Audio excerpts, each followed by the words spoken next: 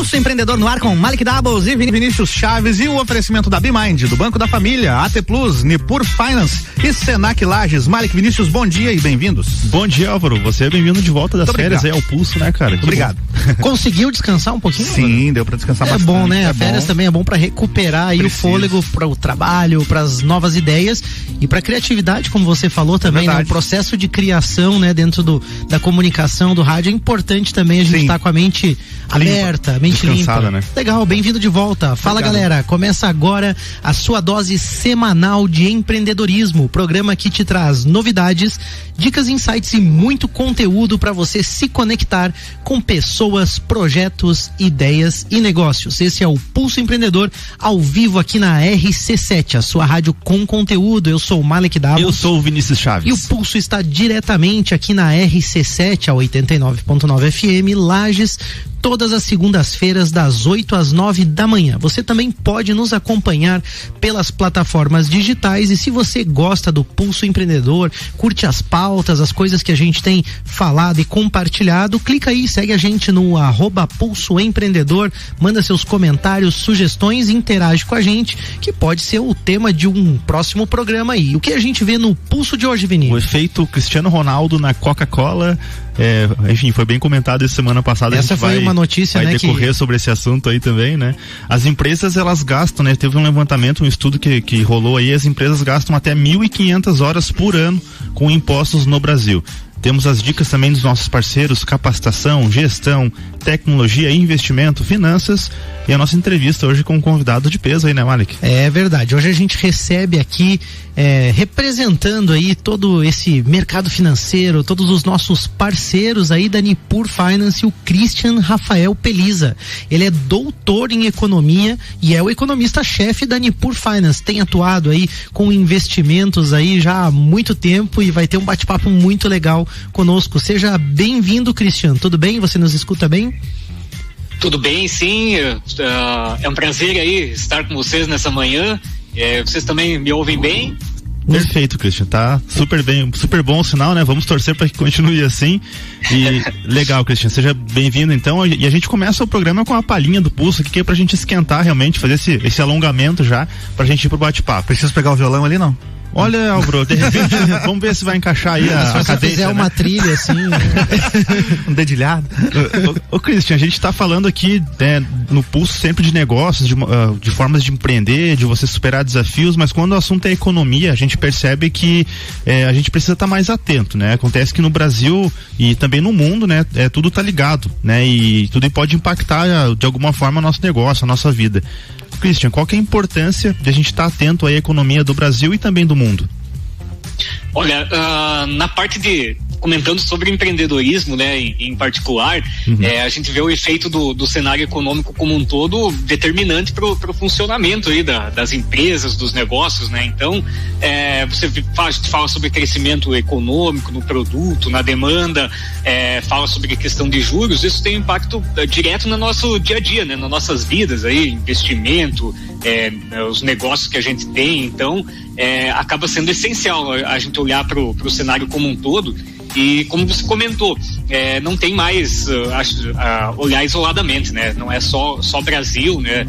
Os movimentos na economia, por exemplo, nos Estados Unidos que a gente está vendo agora, tem impactado fortemente sobre o nosso cenário, né? Então, acaba sendo um quebra-cabeça grande aí para montar quando a gente olha para a economia como um todo. Verdade. E uma das formas de entender, né, Christian, observar a economia, né, enfim, tem todo um cenário político, econômico, você citou aí dos Estados Unidos, tem China agora também aí que tá forte na economia, já vem há algum tempo, né, se destacando, e a gente sabe que existem alguns indicadores, assim, e para quem não tá atento, Christian, para quem tá começando a olhar para isso agora, você poderia citar pra gente, assim, alguns dos principais indicadores que a gente deve estar atento aí hoje, falando de economia?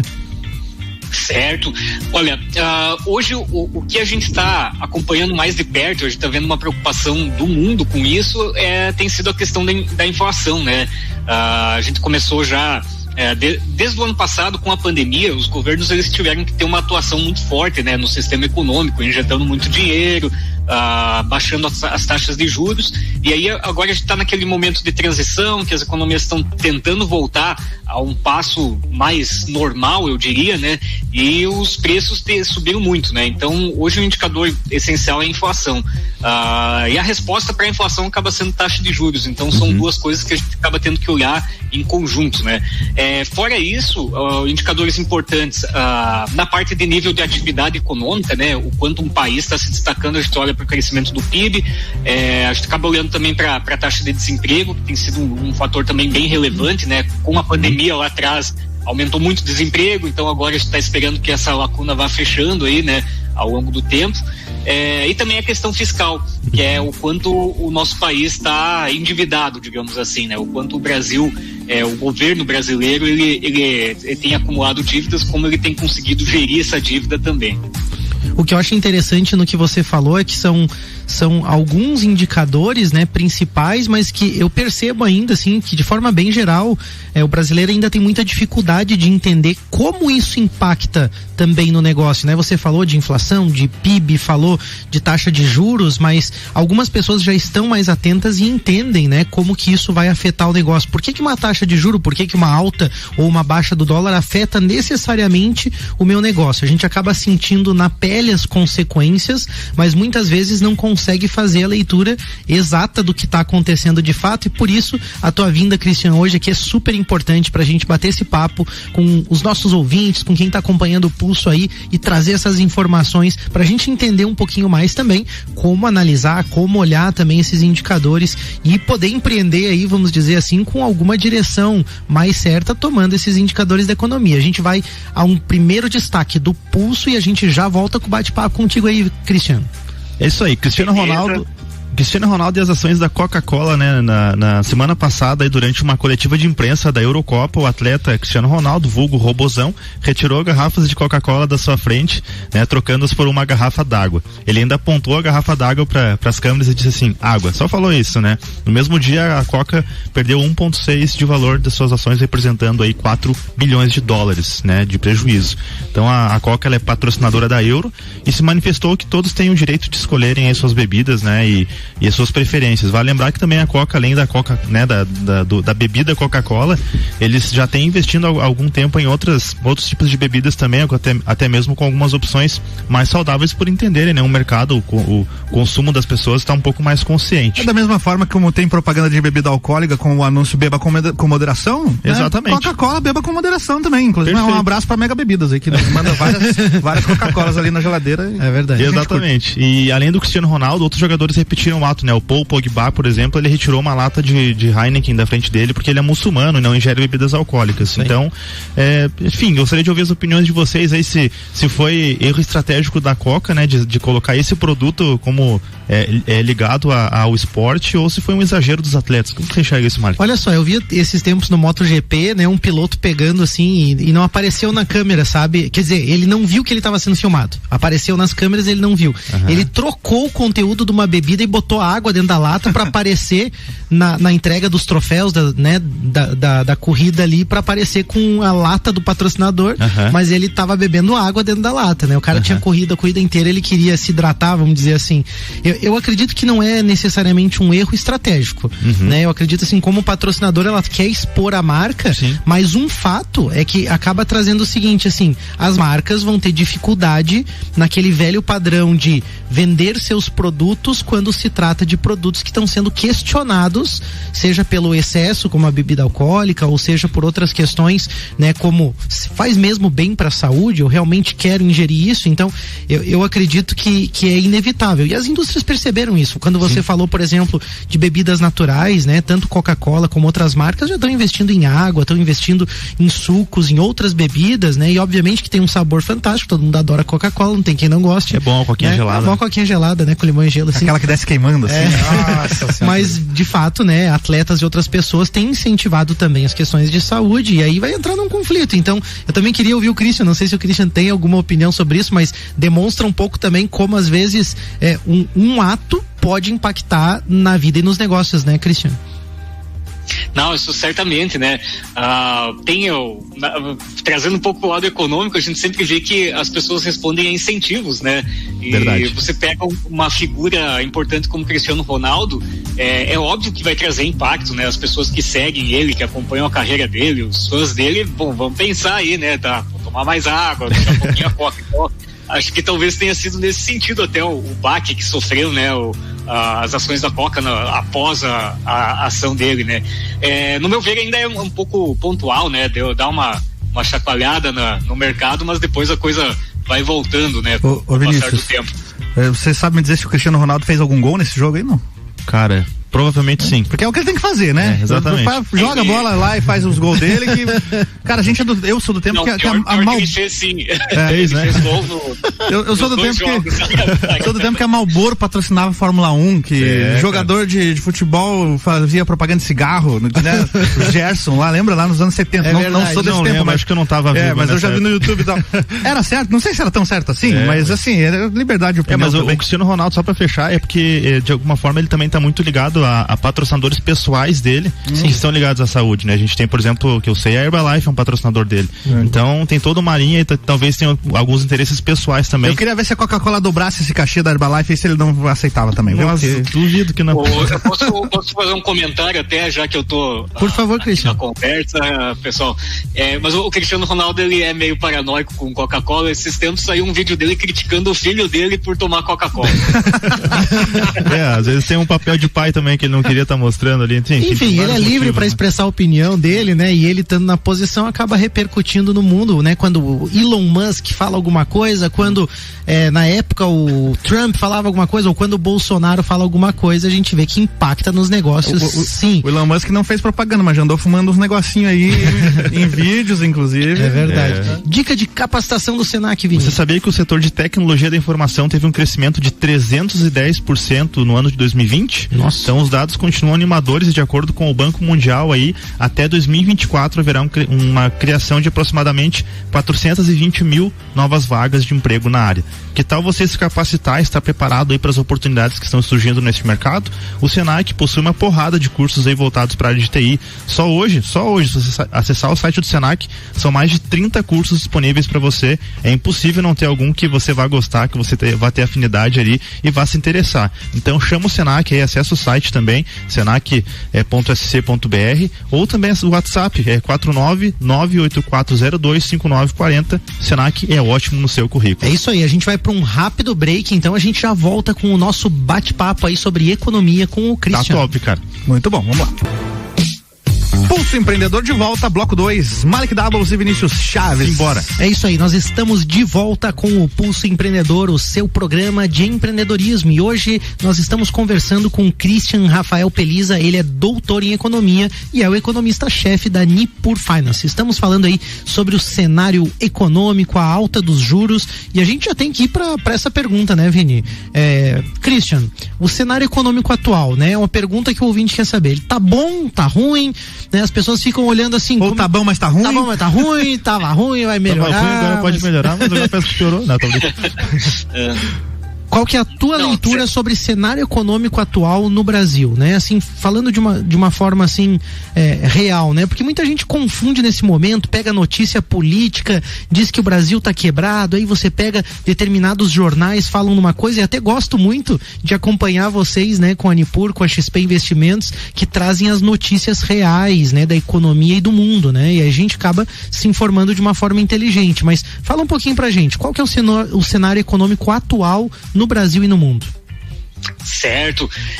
Enfim, o que dá para falar no cenário, não tem como falar do cenário econômico atual sem lembrar de um ano e pouco atrás, com o pior do Covid, né? Então a gente está num cenário agora de ajustamento, né? Teve uma política muito agressiva, né? De combate ao pior da crise lá no ano passado, então o gasto governamental aumentou, taxas de juros caíram, e agora a gente está voltando a retomar o nível de atividade, quer dizer, as empresas já estão funcionando, as pessoas estão voltando para os empregos. Isso no não só no Brasil, mas a nível de mundo, né? Os países que começaram a vacinar antes, então já estão bem adiantados nessa parte, né? Se você pegar Reino Unido ou Estados Unidos mesmo, né? Então, o que a gente está vendo é esse padrão de ajuste, né? Os juros estão subindo para controlar um pouco a questão de inflação, né? Os preços vinham aumentando. No ano passado a gente teve com aquela parada toda, né? A questão das cadeias produtivas ficaram todas desreguladas, questão de estoque, né? Então, as commodities subiram muito de preço, minério de ferro, o próprio petróleo, commodities agrícolas, né? Aqui a gente está numa região que é forte nessa área, então a gente viu milho, soja subindo muito. Isso começa a gerar pressão na inflação, a demanda também, né? Muito dinheiro injetado na economia gera uma pressão sobre a inflação. Para contornar isso, a gente acaba tendo que subir juros, né? Os juros brasileiros ficaram muito baixos mesmo no ano passado, né? A gente fechou 2020 com 2% de juros e 4,5% de inflação, né? Então, em termos reais aí, né? Se você emprestasse seu dinheiro a 2%, você estava perdendo 2,5%. Então, porque a inflação estava mais alta. Então é bem natural, a gente deve seguir com juros subindo até o final do ano. E talvez hoje o maior desafio para nós, o que gera o maior estresse aí no mercado, é pensar quando os Estados Unidos vão subir juros, né? Como eles têm uma moeda muito forte, que é o dólar, o que se imagina é que quando subir os juros nos Estados Unidos, isso vai afetar negativamente os demais países, porque o dólar vai ficar represado lá e não vai mais fluir para esses países, né? Então, para nós não seria bom se isso ocorresse agora. Poderia haver uma desvalorização do real, poderia haver a gente ter que aumentar os juros mais rápido ainda para compensar. Então, a gente está nesse cenário que, como vocês falaram, tá bom, mas tá ruim, né?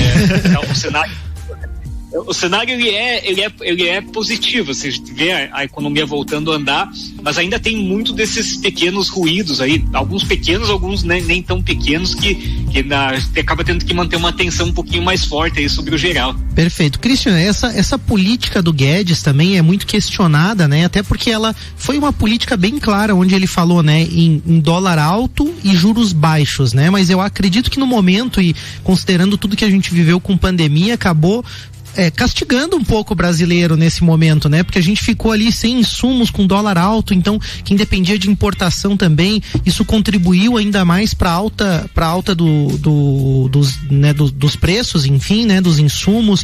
Então ficou um cenário bastante complexo. A gente vê uma queda do dólar agora, nesse momento a gente percebe que o dólar começa a recuar. Isso tá ligado com exportação, isso tá ligado de alguma forma com a questão de entrada de dólar no nosso país, motivado por uma retomada de indústria, de exportação. O que está acontecendo nesse sentido da queda do dólar, por exemplo, e como que a gente pode ver uma recuperação também de Brasil, de moeda brasileira frente a outras moedas? Certo, com certeza tem a ver com isso, tem a ver com uma visão mais positiva sobre o Brasil, que veio, né, do lado da economia, pelo menos, né? A política nossa sempre tem bastante estresse, né? Mas no lado econômico se vê uma retomada, tanto que no primeiro trimestre, mesmo com a segunda onda, a economia brasileira não sofreu tanto quanto se esperava. Então tem a ver com isso, existe uma confiança um pouco maior aí na economia brasileira, e também esse aumento de juros, ou a perspectiva de aumento de juros aqui acaba atraindo mais dólares aqui para dentro, né? Porque você pensa, vou investir lá nos Estados Unidos, vou pôr numa renda fixa lá nos Estados Unidos, na mais básica possível, a remuneração vai estar perto de zero, né? Traz para cá 4,25, pelo menos você consegue defender alguma coisa, né?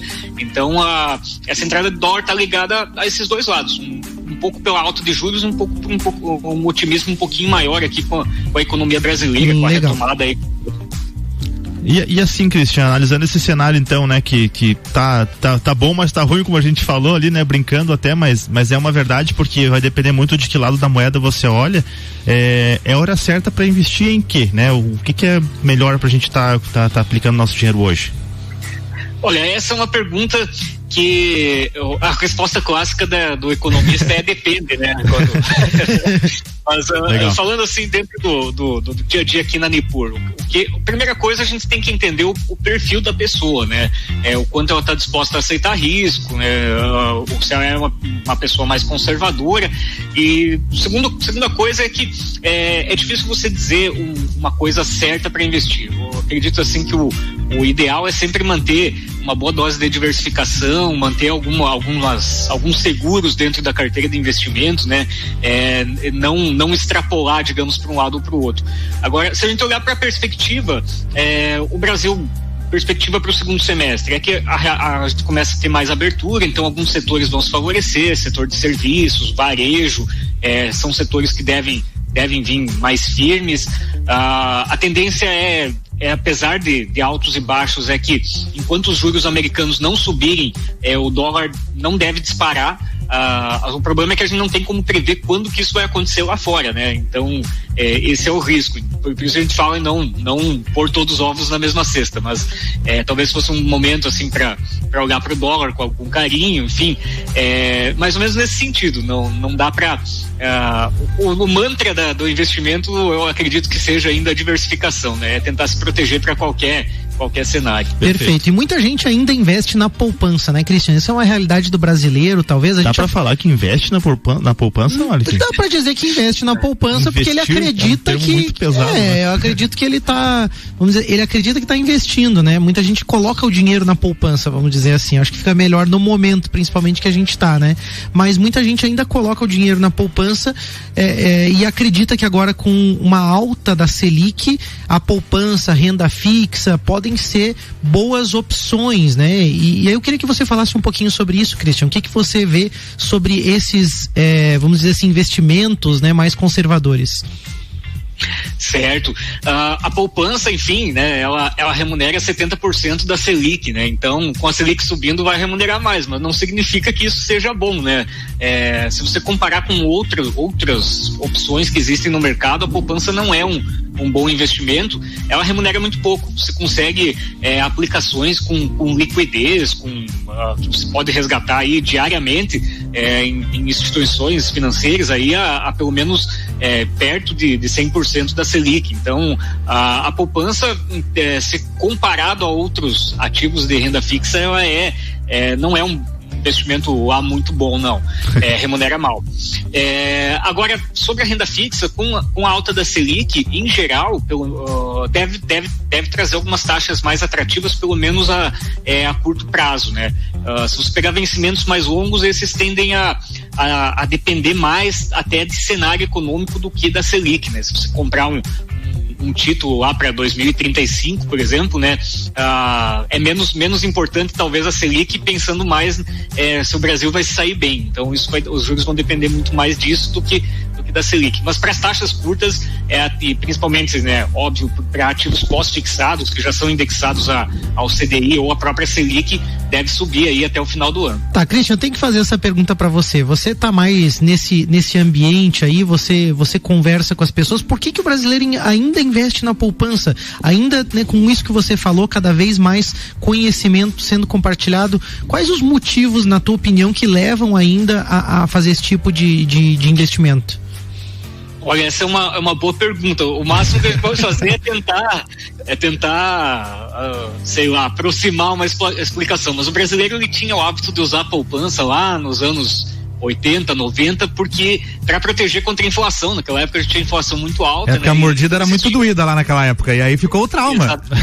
Exatamente. E naquela época não existia tantas opções no mercado financeiro quanto existem hoje. E outra, Christian, é a mesma explicação porque o costume que as pessoas têm de fazer o rancho, né? Fazer a compra mensal no supermercado, porque numa época lá a inflação de um mês pro outro era um absurdo, de um dia pro outro já era. Perfeito. E aí o cara tinha que pegar o salário e correr pro supermercado e comprar as coisas. É uma cultura, exatamente, né? Naquela época todo mundo tinha 2 freezers em casa para estocar carne, né? Já não tem mais, né? Mas a questão da poupança, eu acho que um pouco é isso, né? Até uma questão meio de hábito, né? Que se formou aí há um tempo atrás, e outra questão é olhar para a praticidade, né? Às vezes as pessoas usam quase como uma conta corrente aí a poupança, né? Deixam o dinheiro lá, vão fazendo os resgates, enfim, e por estar disponível nas maiores instituições financeiras aí, nos grandes bancos, né? Talvez isso tenha gerado esse hábito, mas eu acredito que com cada vez mais informação dentro do mercado, as pessoas devem ir migrando para essas contas com liquidez e que pagam um rendimento maior. A gente olha para os bancos digitais aí, já conseguem remunerar mais.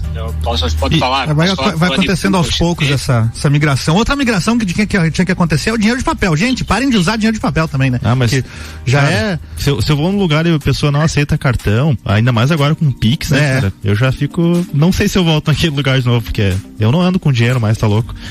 Eu acho que quase ninguém, né? É verdade. Ô, Christian, e falando um pouquinho, né? A gente sempre usa alguns países, algumas culturas, algumas economias como modelo.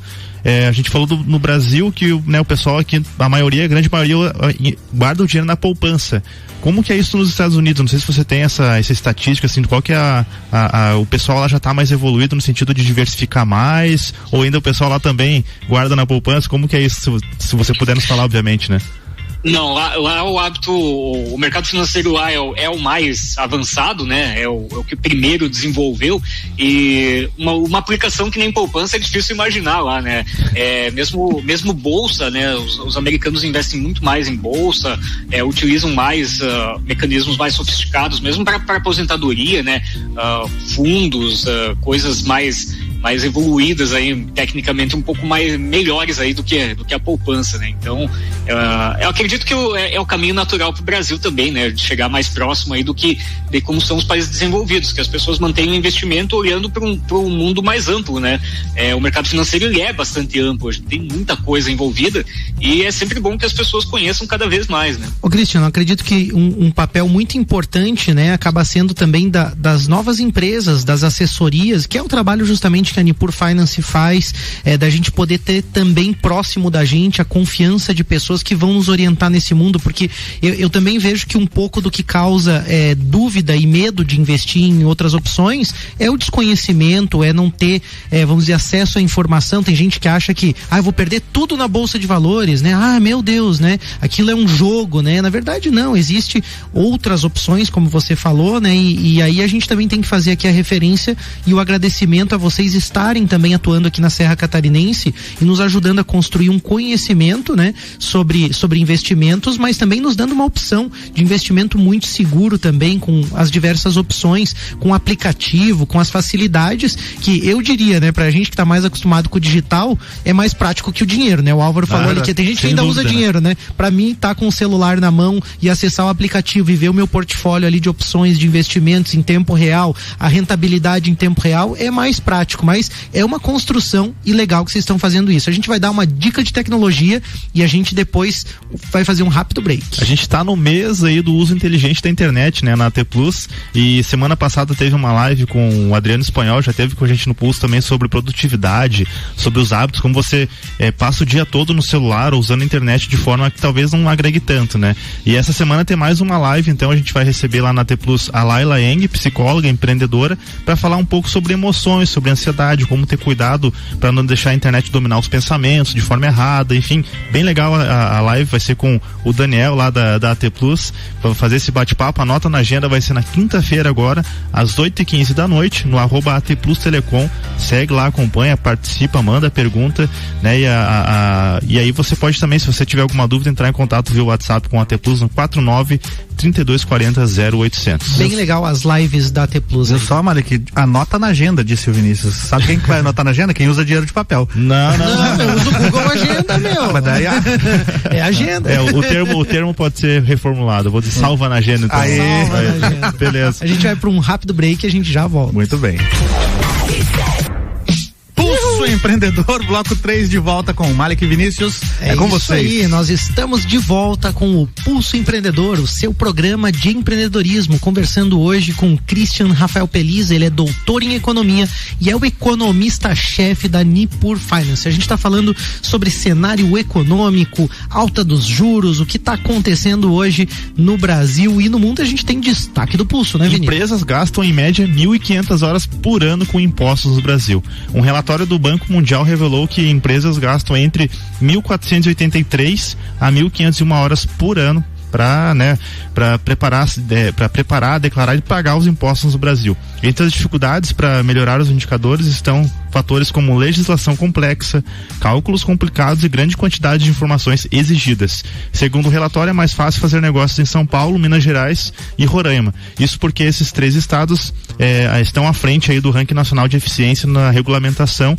o que torna o processo para as empresas operarem mais rápido, simples e menos custosos. Fica aí, né, aquele recado já conhecido, né? O tempo que a gente gasta ali, a gente poderia estar utilizando para fazer os nossos investimentos, os nossos cuidados com as empresas. E aí, a gente falar, né, de imposto, declaração e tudo mais, a gente tem que falar aí da BeMind, né? Infelizmente, os processos de declaração de impostos realmente são difíceis e se você não fizer da forma correta, você, além de perder tempo, pode ser multado, pode ter um passivo pro seu negócio. Então, se você quer otimizar o seu tempo na declaração de impostos e demais processos burocráticos da empresa, chama a BeMind. A BeMind vai cuidar com carinho dessa contabilidade, tornar o processo mais fácil e também além disso, vai terceirizar suas rotinas administrativas, financeiro, fiscal, folha de pagamento.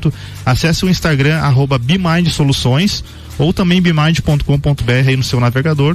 Saiba mais, converse com o pessoal aí e não perca tanto tempo assim, né? Perfeito. E a gente volta pro nosso bate-papo, bem naquela visão do que a gente estava falando sobre a economia do Brasil, sobre as questões, né, que geram uma certa instabilidade no nosso país. A gente sabe que a política influencia muito, né? Acaba que aqueles comentários, as decisões do governo, né, também acabam mudando também a forma como os investidores e como as pessoas enxergam o momento, né? Mas a gente sabe também que tudo é cíclico, que tudo tem uma frequência também, né? E aí a gente precisa estar atento a esses movimentos, né? E aí eu te perguntaria assim, Christian, nesse momento, qual é o ciclo que a gente está vivendo? Você falou, né, que pós-pandemia a gente vê uma recuperação das atividades, já adiantou um pouquinho a questão do varejo, dos serviços, mas qual é o momento agora, né? Quais são os setores, qual é o ciclo que nós estamos hoje, né? E quais as possibilidades de um futuro próximo? Ok, como eu comentei, a questão agora é essa, né? É a velocidade da recuperação. O quanto a gente vai conseguir pegar essa questão da vacinação, poder fazer a reabertura, voltar às atividades normais. Se isso acontecer de maneira geral, até que eu já comentei, alguns setores como o setor de serviços, que depende de um contato maior, né? E o varejo, não o varejo digital, né? Que esse se manteve bem aí durante a pandemia, mas aquele varejo físico mesmo, shopping center, né? Lojas, esse tende a ser favorecido. Questão de cenário, a gente tem o cenário de alta de juros, né? Agora, eu não vejo como algo necessariamente ruim, né? Os nossos juros estavam muito desalinhados, estava muito baixo mesmo. A questão fiscal ainda é uma preocupação. O Brasil já entrou na pandemia com a relação dívida-PIB alta e subiu muito, né? Nossa parte fiscal ela já vinha um pouco complicada, então não tem muita margem para o governo atuar, né? Não é mais como antigamente que dava para criar programas aí e o governo tocar, puxar a reboque aí a economia. Então não tem, vai depender do setor privado mesmo, né?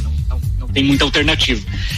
Então o que eu vejo hoje é que o Brasil ele tem uma possibilidade muito boa pela frente se fizer o dever de casa, né?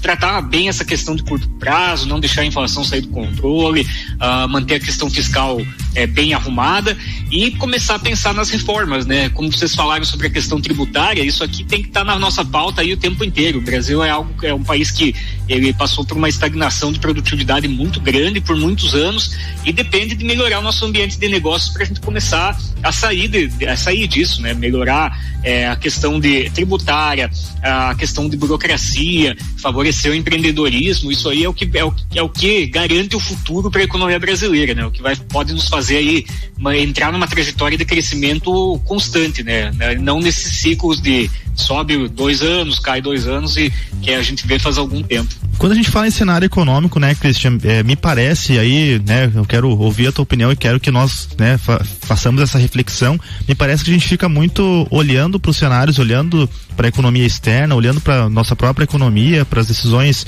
a nível político e me parece que a gente fica um pouco como espectador, né, nesse cenário como um todo. É isso mesmo, né? Qual que é o papel da nosso como cidadãos, assim, né? Qual que é a nossa influência? A gente é causa ou é consequência? Como que a gente pode de alguma forma influenciar isso? Ou não tem como a gente influenciar? Qual que é a tua opinião sobre isso? Olha, a gente é as duas coisas, né? Causa e consequência. Como eu comentei, é difícil a gente olhar num nível micro, né, e analisar dessa forma, mas se você pegar para um país dar certo, as pessoas têm que ir bem, né? Então, no fim das contas, depende mesmo de nós. A gente o governo está aí para fornecer os insumos para que as pessoas possam desenvolver seus negócios. Então, quando eu falo isso, eu falei a longo prazo, melhorar a produtividade. Educação para as pessoas é uma coisa importante, a questão fornecer aí uma estrutura logística para que a empresa possa funcionar, mas na essência, lá no fim do dia, quem vai fazer a diferença são as pessoas, e esse talvez seja um ponto que para o Brasil é interessante, é que nós temos gente boa, gente criativa, trabalhadora, tudo mais, mas muitas vezes a gente tem alguns gargalos que não deixam que a coisa desenvolva no mal máximo, né? Então, por isso que eu comentei a importância das reformas, que a gente possa olhar para o longo prazo e que as pessoas no Brasil possam desenvolver melhor suas atividades, não ficar só de espectadora, né? Poder realmente participar da economia plenamente, né? Perfeito. E dentro dessa visão, né, que o Vinícius acaba trazendo nessa pergunta, né, de um protagonismo mesmo das pessoas, né, eu acho que a palavra empreendedorismo vem bem a calhar no momento, dentro dessa reflexão, como você enxerga as oportunidades para os empreendedores nesse momento, né, como negócios, o que você entende, né, que seria um bom momento para quem quer empreender?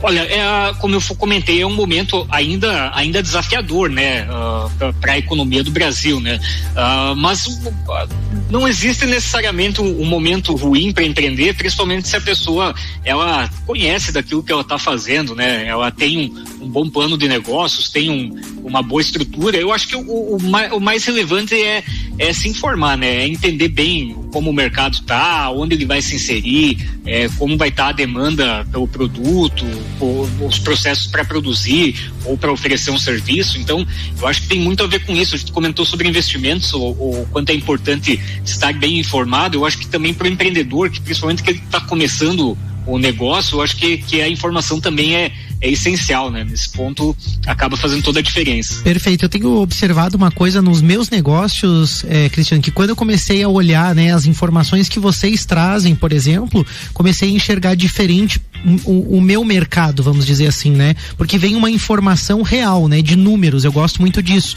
Vocês trazem informações bem concretas, né? Em relação à inflação, à alta dos preços ou a um determinado setor que está em alta, em queda, e tudo isso faz com que a gente perceba, por exemplo, né? Eu atuo na construção civil e a gente viu um aumento de preços assim enorme, né? Excessivo, né? E isso em função de vários fatores, como você falou, de estoques, enfim, toda a questão da commodity, exportações e todo um contexto.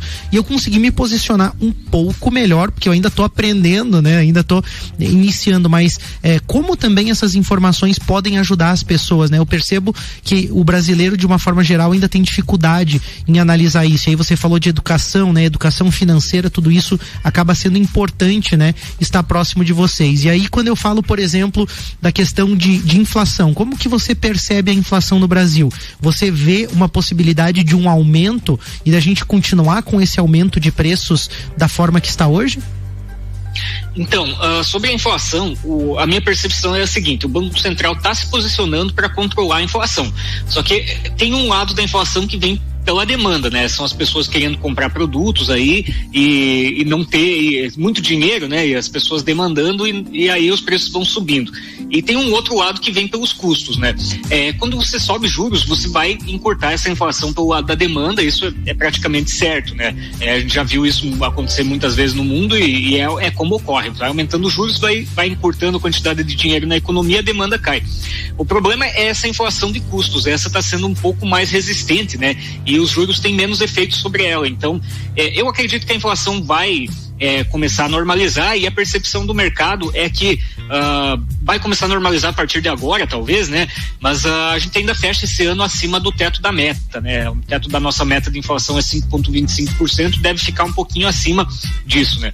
Se a gente pegar um acumulado de 12 meses hoje, está em 8%. Então, a tendência para o segundo semestre é a gente ter resultados para inflação um pouquinho menores, até pelo posicionamento do Banco Central. Perfeito. E o dinheiro das pessoas, vamos dizer assim, que está na poupança, que está lá perdendo valor, né? Fica complicado para muita gente que não tem acesso a essas informações ou não consegue também interpretar tudo isso. Como que eu posso investir junto com a Nipur Finance? Certo, então, bom, a Nipur, escritório de agentes autônomos, né? O nosso trabalho parceiro da XP, a gente trabalha com a plataforma da XP Investimentos.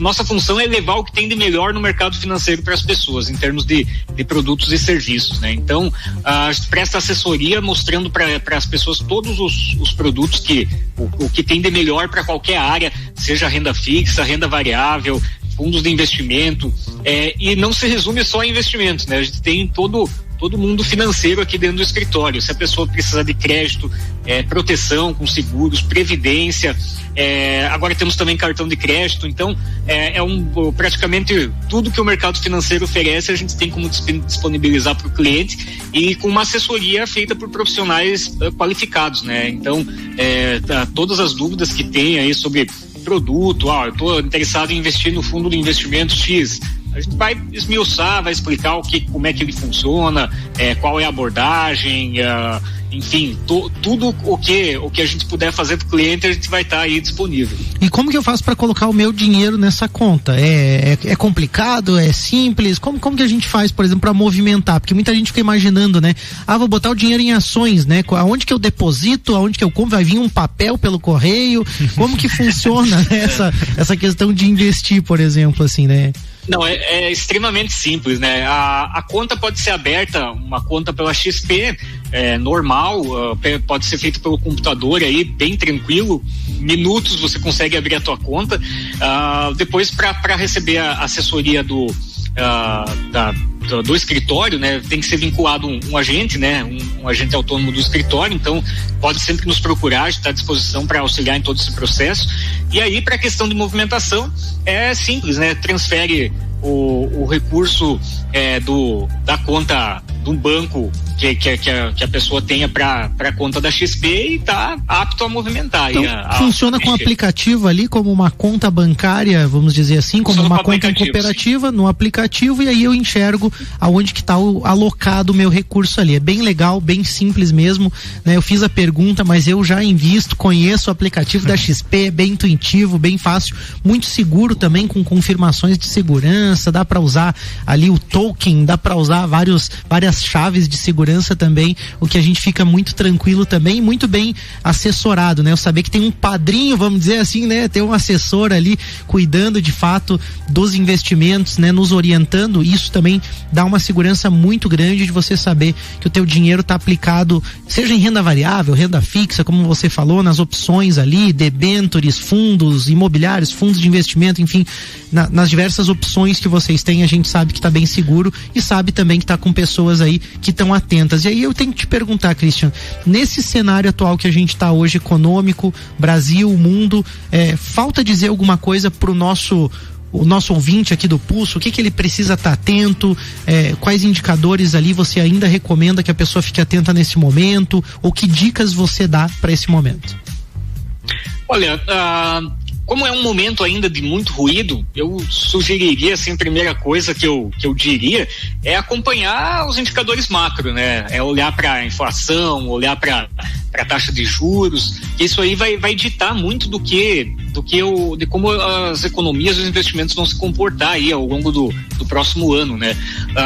No mais, é um pouco de paciência a gente acaba tendo que ter, né? Porque o mercado, às vezes, ele tem alguns estresses assim pontuais, né? Alguns movimentos bem bruscos, que é muito baseado nisso, né? Ainda aquela questão de a gente estar saindo do pior da incerteza com a pandemia. Então, ter um pouco de cautela e um pouco de paciência, que a tendência é que a coisa melhore aí a partir do segundo semestre, possa ter aí um 2021, 2022 bom aí pela frente. Ô Christian, você falou em paciência e me remeteu a uma pergunta legal, cara, porque, né, eu na minha atividade dentro das empresas, eu cuido mais da área de marketing, né? A gente sabe que marketing é uma área que você precisa investir, tem um tempo que você precisa amadurecer o setor para depois disso começar a ter resultados. E aí pessoas falam em 6 meses, 1 ano, 2 anos, dependendo da estratégia e do investimento que você faz. Falando de investimentos, qual que é o tempo mínimo de paciência que a pessoa precisa ter para começar a enxergar alguns resultados? Eu imagino que você vai responder, mas eu quero te deixar essa pergunta mesmo assim. Não, claro. Assim, de novo, né? Depende do objetivo do investidor, né? Voltamos para o depende, né? Eu imaginei que era isso que você ia falar mesmo, mas acho que é bacana a gente falar porque tem a questão da ansiedade, das metas também, né? Fala um pouquinho pra gente. Claro, não, bem tranquilo. Se você tem, às vezes eu olho para um investidor que tem, por exemplo, uma pessoa jurídica, essa normalmente vai ter necessidade de ter que resgatar dinheiro com mais frequência, né? Até para questão de caixa e tudo mais. Então, essa é uma pessoa que vai manter o dinheiro mais em liquidez, com vencimentos mais curtos. E aí tem aquela questão, né? Se você, na renda fixa, por exemplo, quanto mais você conseguir alongar prazo, melhor você vai conseguir pegar a taxa. Então, nesse caso, se a pessoa puder travar um pouquinho mais, consegue uma taxa um pouquinho melhor aí nos juros, né? Tudo mais constante. Agora, o tempo para você ter uma maturação no investimento, enfim, normalmente não dá para ter aquela pressa toda, né? Alguns anos aí você vai todo ano a questão é que renda, né? Mas para ter a mágica lá dos juros compostos, né? Para os juros sobre juros ir acumulando e fazendo o capital engordar, às vezes precisa de um horizonte um pouquinho mais extenso, né? Eu vejo uma coisa, né, Cristian, o momento que a gente vive, né? Se fala em criptomoeda, se fala em ganhe dinheiro rápido, né? E claro que tudo isso é muito atrativo quando a pessoa vê lá na internet, arraste pra cima, clique aqui, saiba como, eu ganhei R$500 em um dia. Como comprar uma Ferrari em uma semana. Exatamente. Aí eu queria que você falasse um pouquinho sobre isso, né? Sobre mercados voláteis, o perigo também de alguns esquemas e algumas coisas que a gente tem visto na internet aí. Certo. Criptomoeda até por ser um ativo muito recente, né? E ele ainda tem uma certa carência de alguns marcos regulatórios, enfim, ele tem uma volatilidade gigantesca, né? E a gente percebeu isso, vocês comentaram do Elon Musk, né? Quando o Elon Musk tuita lá alguma coisa sobre Bitcoin, o Bitcoin cai ou sobe, né? Então a gente vê que é um mercado que ainda tá em crescimento. Eu, assim, particularmente não vejo como um mau investimento, mas aí também depende do perfil do investidor, né? Ele tem que ter ele tem que estar digamos, ter estômago para aguentar esses movimentos que podem ser muito pesados, né? E assim, a criptomoeda a gente viu já muitas pessoas usando de má fé, né? Montando esquemas aí de pirâmide e argumentando que estavam investindo em criptomoeda. Então tem que ter cuidado com onde você investe também, né? Tem que sempre procurar instituições que tenham uma base mais firme, né, que sejam reguladas, que tenha CVM aí no guarda-chuva. Então, o meu comentário seria nesse sentido. Muito legal, Cristian, muito bom ter você aqui conosco. O nosso agradecimento a você, toda a equipe da Nipur Finance aí também, né, o nosso reconhecimento aqui, agradecimento. Baita programa, né, cara? Passou baita programa, passa aula rápido, tem muita informação e que a gente possa estar mais vezes juntos aí, batendo papo sobre economia e investimentos, né? Eu que agradeço e eu já deixo a mensagem para vocês e para o público que a Nipur está à disposição de todos, nos procurem, a gente tem o que tem de melhor no mercado financeiro, a gente pode oferecer aí para todos. A gente tem certeza disso. Obrigado, Cristian, um agradecimento também aos apoiadores do programa, a Orion Parque Tecnológico, Serumar Marcas e Patentes, ao Wind Digital, e vamos fazer aí uma ótima semana. Valeu, galera. Boa semana. Segue o pulso. Isso aí. Semana que vem tem mais Pulso Empreendedor com Malik Doubles e Vinícius Chaves e o oferecimento da BeMind, Banco da Família, AT Plus, Nipur Finance, Senac Lages. Jornal da Manhã.